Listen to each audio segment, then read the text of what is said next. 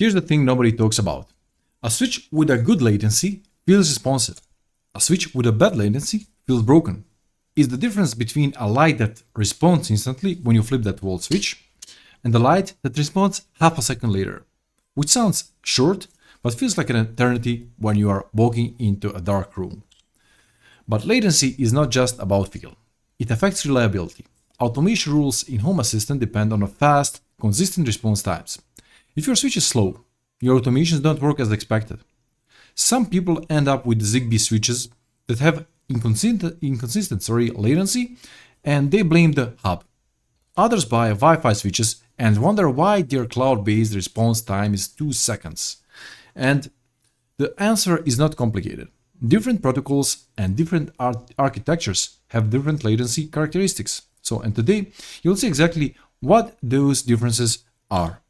And by the way, none of these switches are bad switches, but one of them will be the fastest, one will be the most consistent, and one will surprise you with how it actually performs in the real world conditions. So the first switch here that's connected on this circle is Shelly Mini Gen3. This is a Wi-Fi relay that sits behind your existing wall switch or inside the light fixture. No hub required. It connects directly to your 2.4 GHz Wi-Fi network. And here's what makes it latency relevant. So it runs local processing, and that means that the switch logic runs on the device itself. So this is the switch, I have the same one here. So the logic, as I said, runs on the device itself, not on a cloud server. When you press the physical button connected to the Shelly switch here, the relay triggers in milliseconds. If you're controlling it from the app, your commands are processed locally on the Shelly chip, so there is no internet round trip needed for this device. The Gen 3 version has 8 MB of RAM and more powerful processor than the Gen 2, which Shelly says improves responsiveness. And we also have a Gen 4 that has the same, almost same performance regarding the RAM. Okay, so key specs for this one is that it is 8 amps load capacity, so right here, and it runs at 100 to 240 volts, and it's powered by the Shelly chip. Okay, and important for this test, we're testing the physical switch trigger latency. We'll feel or see the how is it behaving when and when the light turns on or off when we press on this switch. Okay, and the next one here on the list, or actually in the second circle, is the Sonoff, and that's this Mini Extreme R4 switch. So and it uses ESP32 processor. It is 40% smaller than the older R2, and Sonoff claims it has 50% higher speed and 600 more memory than 600% more memory than the previous versions. So the R4 supports local control when you enable LAN mode in the EV-Link app. In local mode, response times are under 500 milliseconds. And without local mode enabled, it goes through Sonoff's cloud server, which introduces additional latency. And one overview I read during my research said that was almost no latency between the app controls and the wall switch triggers. Another user complained about slowness when using Matter protocol. So protocol matters here. And for this test, we're running it in the local mode on the same Wi-Fi network as everything else. And the key specs for this one is 10 amps. Yeah, it should be 10 amps. Yes, 10 amps. And also 100 to 240 volts AC. Okay. And here's another one. This is something that you're not seeing the most of the time here. And this is a Tuya-based Zigbee Switch. You can buy this one exact model for about $5 on AliExpress. So it's 16 amps rated. I have another one here, which is higher than the other two. And it supports mesh networking over Zigbee. So here's the key difference. Zigbee switches don't connect to Wi-Fi. They connect to a Zigbee coordinator or hub. Then the hub receives the signal from the switch and triggers the relay through the Zigbee mesh network. And according to Tuya's own documentation and community testing, Zigbee switches typically respond in under 100 milliseconds. But that's assuming your hub is responsive and your mesh network is stable. Okay, and this is interesting. It has a button on the back here that you can turn on and off without the physical switches outside. So this device requires a Zigbee hub. You're testing it with a reliable Zigbee coordinator to get its best case scenario here. So case specs for this one, 16 amps max, it's Zigbee 3.0, and it requires Zigbee hub. Okay, so we are testing this. Each switch is connected to the same 16 amps load, or depending on the switch, and the light fixture that consistent power draw. All three switches are on the same Wi-Fi network, and the Zigbee switches are connected to the same Zigbee hub. So it's the same ROM and same environment here. Okay, so let's for each of these devices, I'm measuring it, how it behaves, and we'll see how it when we press the button, how it actually feels, and how much time it needs to turn on and off the light. Also, I'm gonna measure show in the apps actually how are these behaving and what's the latency between them. So one more thing is what matters for the latency actually. So the first thing is how fast the relay triggers. So that's electrical speed. Then we have the second thing, that is how fast the device processes the signal, and that's the processor speed of the device. And the third is how fast the network delivers the command if needed, and that's called protocol speed here. And important caveat here is the Zigbee devices need a hub in the middle, and that adds a small delay, but it's the normal way these devices work. So we are testing them in the real world configuration here. So let's start. So first thing, I'm gonna show you actually what's happening here. So you see these devices here around, and the wiring is a bit looking like a spaghettis, but that's you will know it what's happening in a second. So as this is the Shelly Mini Gen3, this specific device is a dry context device. So it has just input and output, and it connects like here. So I also covered, I'll put a link to the video where I cover a wiring of this particular device, so you can watch if you're interested in that one. And what's the thing here? I'm having this power source here. So I have a neutral and live here, and I'm using here these Vago connectors. So we have three different circles here, and the first one is this one here, and we're bringing live here because this device needs a bit specific type of wiring. I added additional Vago connectors just to separate the circle visually, so you can see it like that there. Okay, so that's one thing. Another thing here is that we have this Sonoff. So this Sonoff needs just two wires, and they are connected here, as you can see. So we are bringing the neutral, and we are bringing the live in here, and then we have a live out and neutral also connected here, and also we are having the switch. So the thing with this device is that you connect the switch like this in these two, S1 and S2. But regarding this Shelly, you're connecting your live to the switch and then the switch. So I'm missing some piece here. So we're adding, I'm just gonna move this. Yeah, we're adding the live and switching that live through this connector here. I'm just gonna add this wire, okay? And the live is actually triggering the switch here. We're gonna see that.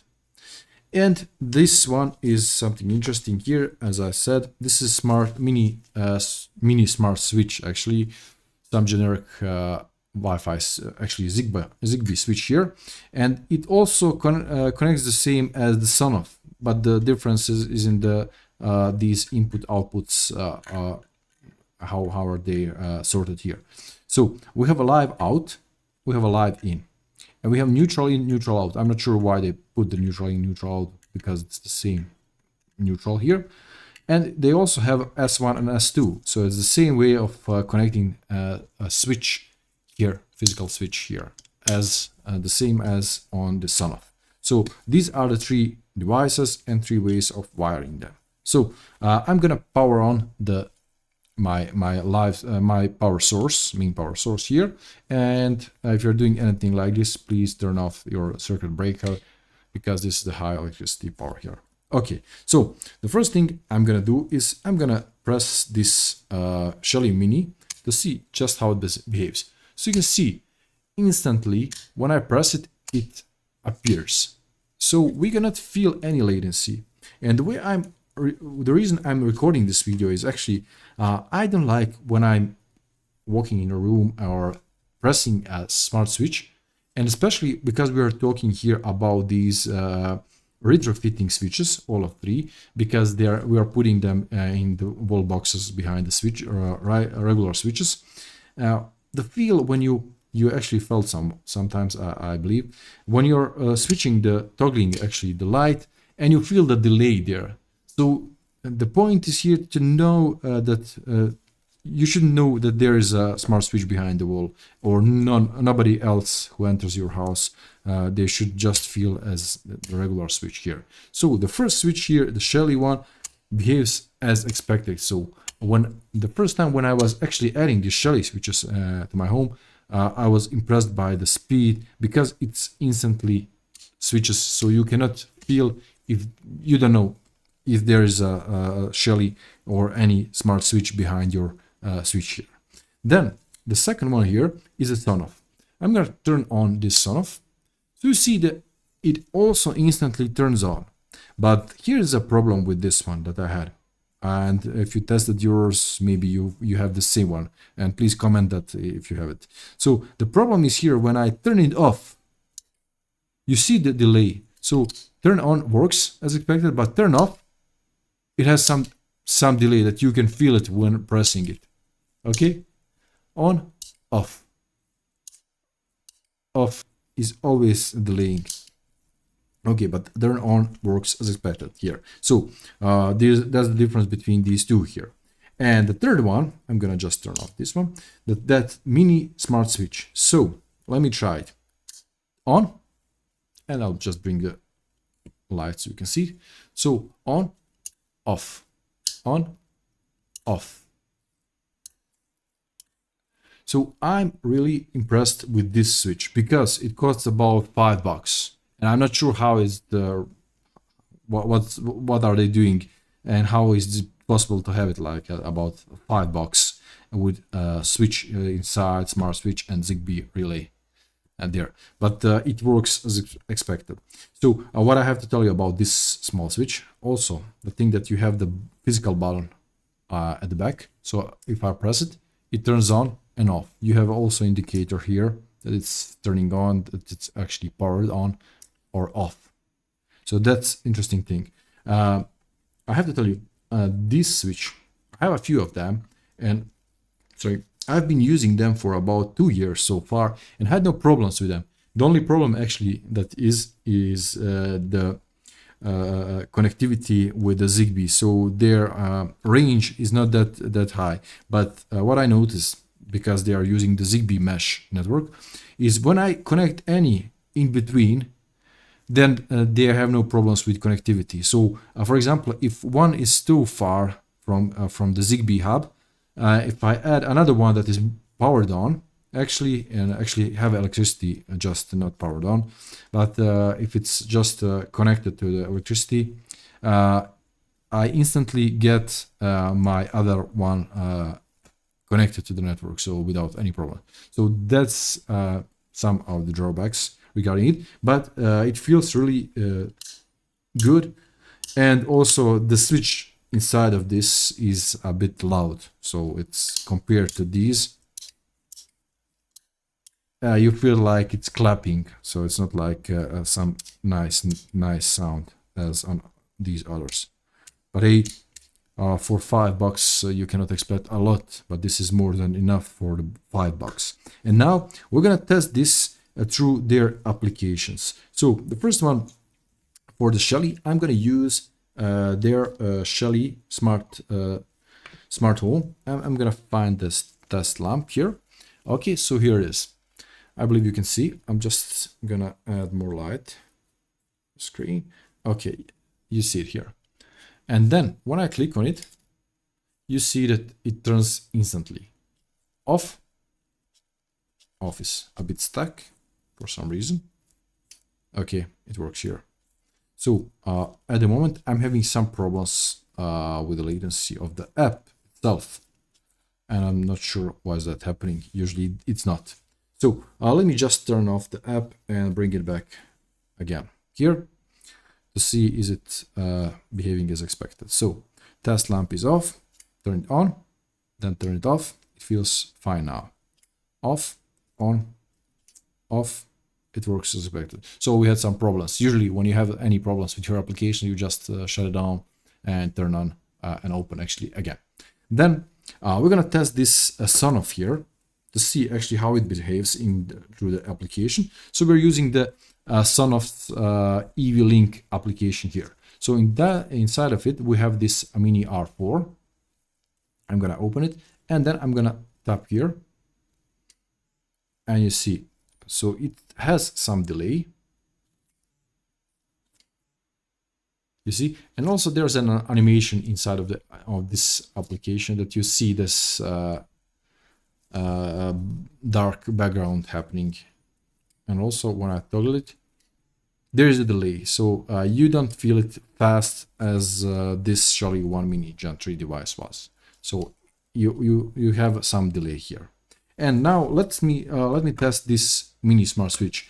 And for this one, I'm using the Smart Life instead of anything else, because that's the thing that how you use it, because it's a Tuya. So you can use the Tuya app or Smart Life. But inside of the Tuya, I have my gateway added, and through the Zigbee gateway, I added this this one here. I'll just turn off this one, and then we're gonna see click. So even through the app and the Zigbee gateway, it still feels fast. And one more note about this device: if you turn it on and off with a physical switch, of course, 5 or 6 times, it enters into the pairing mode. So it it is the same as you were keeping it like for 5 seconds here. So this is one thing here. And also that's good if you have it behind your physical switch. You don't have to open it to enter the pairing mode. You would just need to press on off 5 to 6 times, and it will enter the pairing mode, so you could add it. So this is it when comparing these three. So you could feel you could see that the Shelly Mini Gen3 behaves as expected. Even we had some problems with the app at the first, but that maybe could be because of my phone or anything else. But I had no problems like that. So it feels fast. The switch switches as expected, and it's silent. It's not that loud. This is good, and this is the number one for me. And I'm still using it, and this is fine. Another one, Sonoff. It is also good, and I had no problem with the connectivity. The only thing is that you have that delay after you turn it off. You feel it like it is somehow delaying, so it has some kind of delay after you press. You can feel the difference when it turns on and off, and you feel that you're faster than the light there. And the third one here, I'm really impressed with this switch because I've been using it, as I said, and the thing is that they're really cheap, and I had no problems here because I've been using it for my lighting, for some RGB lights, anything here that I need to automate. I'm using these because they are really cheap, and I had no problems so far with them. So for about 2 years so far. The only thing is, as I said, connectivity. But you just change that. You just upgrade it with a few of them. So if you have them like in a mesh, they communicate between each other and provide that signal, or actually extend that Zigbee signal there. So this is it for this video. I hope this video was a bit interesting, at least, and you could see the differences between these switches, and also help you decide if you're going to buy any of these, how and what to expect from them. Thanks for watching, and see you in the next one. Bye.